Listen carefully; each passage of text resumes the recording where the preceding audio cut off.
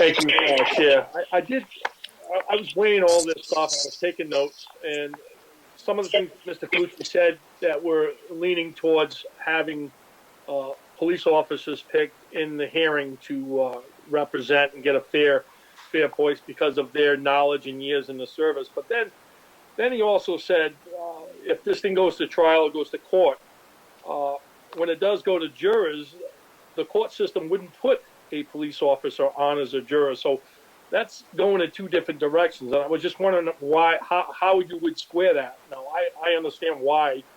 I mean, when something goes to trial for a misconduct for a police officer, that there wouldn't be a police officer actually on there. So there would be no bias. But on the same argument, when you're trying to argue for we can't have any citizens reviewing this as part of the process, both police officers and civilians, why it wouldn't work. Those two things went in two different directions for me.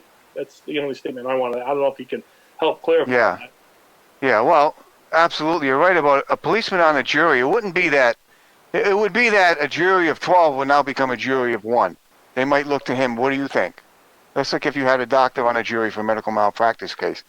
They're going to look to the doctor, what do you think? But the way that's dealt with in a courtroom is both sides bring experts in to teach the jurors, and that takes time and expense. So because there are no, quote, experts on the jury, just like if it was an engineering, a building industrial accident case, it would be nice to have engineers on the jury, but they would dominate. So they're oftentimes excluded. So you have to bring in other engineers to testify what the industry standards are. So you teach the jurors. So that's what I meant by that it's time and it's expense.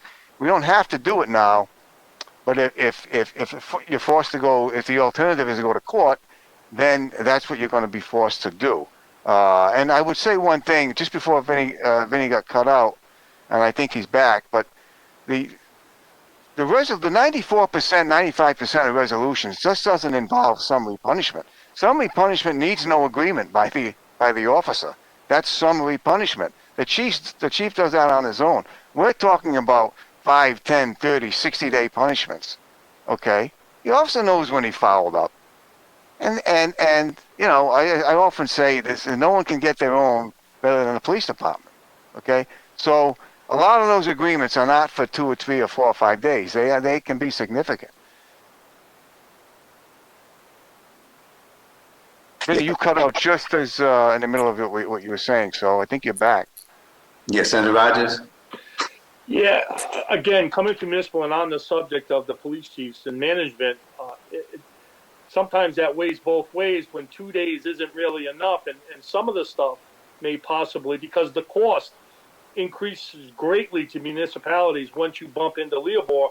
Once that kicks in, there's time and money and things that are involved that do not allow the administrator, the police chief, to possibly make a decision. That weighs in, and that really shouldn't weigh in. And sometimes with the 2-day limit on suspension. So again, I know we discussed that, but being a municipal, I've kind of been around this a little bit and seen the problems with it.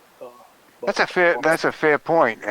But again, on the flip side, it's much more expensive to the officer. He doesn't have a municipality's bank account, and that comes out of his pocket. Not only the expense of hiring an attorney, but the time lost from pay, the time lost from overtime. You could. Another thing, let's not forget, chiefs can put someone on administrative duty, and they do, and it can be for months at a time, and that's a lot of overtime lost. Even if it comes out to nothing, if the complaint is not sustained, it's a lot of money lost. So another reason why there's incentive to agree. Yes. Senator Rogers. Just to respond to that, Mr. Gallucci, that may be available in large police departments like Warwick, Cranston, and Providence. But you take an example of a small town like Foster or Scituate or Gloucester. Foster has 10 officers, 2 are administrative. We've got 8 patrolmen. There is not a possibility to use that as the ability to put a police officer on administrative off the street and back on, because again, that would turn around and cost the overtime costs to replace him because we have to have an officer out there. We can't put somebody on administrative on a desk and leave no officers out on the street. So again, that 2 days, it's not a one size fit all. And again, coming from a small town, I've actually seen where that has worked against us. Yes, Mr. Batista. I wanted to say to Attorney Gallucci, that was a really good point. I didn't know that clarification that you made, that the 94% included more than 2 days. So I appreciate that. And I'll respond further and say that, and again, not asserting anything as fact, but making the counter argument. And this is a conversation I've had with the Providence Police Department, right?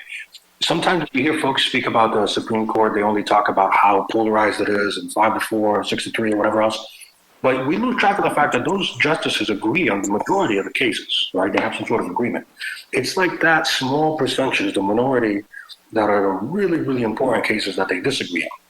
And I would say the same is probably true here. I'm just hypothesizing. Even if you had the complete opposite, a completely civilian panel and whatever else in terms of determining punishment or judgment, I would suspect that the civilian panel and the LEOBoR panel will probably agree more than half the time.